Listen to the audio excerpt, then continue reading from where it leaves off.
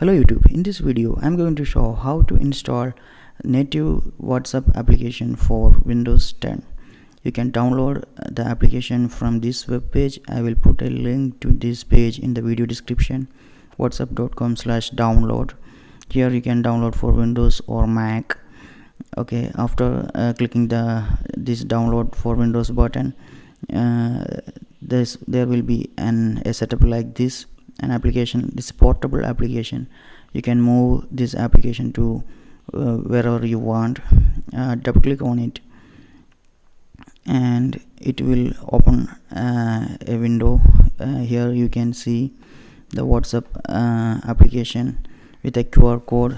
After that, you need to open the WhatsApp application in your mobile phone. Open the application and go to settings, and here select WhatsApp web.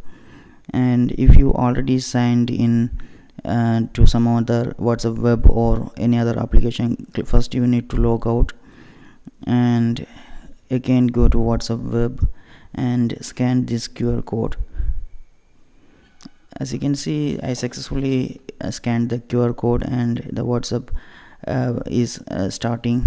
As you can see, my contacts and previous chats are here, just like WhatsApp web. The advantage of this application is you can use keyboard shortcut like Control N, Control Shift N for new group. Use normal cut, copy, paste. All Windows shortcuts will be available here. Anyway, that's it for now. Thanks for watching. Have a good day. One more thing, this is an internet speed test application, openspeedtest.com. This is an HTML5 based internet speed test application, so you don't need Adobe Flash or Java to run a speed test. As you can see, it will run on iPhone, iPod, Android, or any devices, any device which capable to run HTML5.